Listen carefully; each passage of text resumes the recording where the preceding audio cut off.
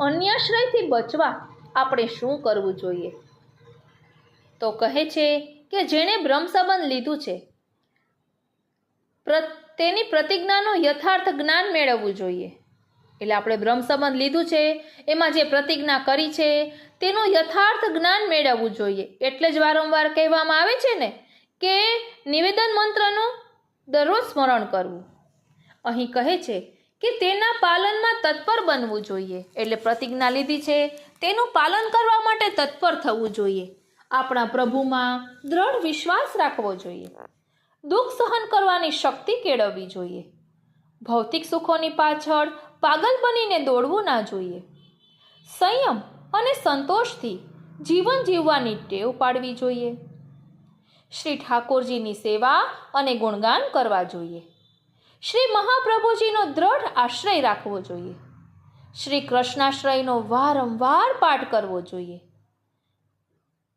અને તેના અર્થનું સાથે સાથે ચિંતન કરવું જોઈએ.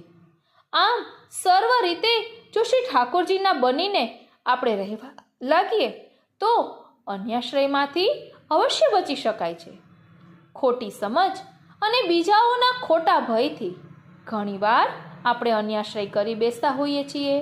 શ્રી હરિરાયજી શિક્ષાપત્રમાં આજ્ઞા કરે છે કે અન્યાશ્રય મહાન બાધક છે, તેનાથી હંમેશા ડરતા રહેવું. તો આપ પણ કોમેન્ટ બોક્સમાં જણાવજો કે શું શિક્ષાપત્રમાં શ્રી હરિરાય મહાપ્રભુજીએ વિસ્તારથી આ અન્યાશ્રયના પ્રકારને સમજાવ્યો છે તે શું આપને જાણવો છે? અને એ પણ જણાવજો કે મન, વચન અને કર્મથી જે અન્યાશ્રયનો પ્રકાર આપણે ટૂંકમાં લીધો વાર્તાનો ઉલ્લેખ કરીને, તો શું આપણે એ વાર્તાઓ વિસ્તારથી સમજવી છે? તેમાં રહેલા અન્યાશ્રયના પ્રકારને સમજવો છે? તો જરૂરથી કોમેન્ટ બોક્સમાં જણાવશો. અને આપણે વાત કરી હતી કે સૌથી મોટો અન્યાશ્રય હુંપણાનો છે. તો શું આપણામાં એ હુંપણું છે? આપણે પોતાને કંઈક સમજીએ છીએ કે આઈ એમ સમથિંગ? તો એ કાઢી નાખજો, કારણ કે એ સૌથી મોટો અન્યાશ્રય છે.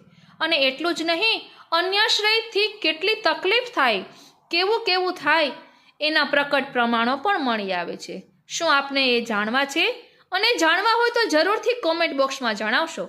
તો હજી આપણે આ અન્યાશ્રયના પ્રકારને વિસ્તારથી સમજીશું. આજના સત્સંગમાં આપણે 11 પ્રશ્નો દ્વારા એ પ્રશ્નોના સચોટ જવાબ મેળવીને અન્યાશ્રયના સ્વરૂપને સમજ્યા છીએ. આ 11 પ્રશ્નો એવા છે કે મનના આવતા બધા પ્રશ્નોના જવાબ તેમાં આવી ગયા છે.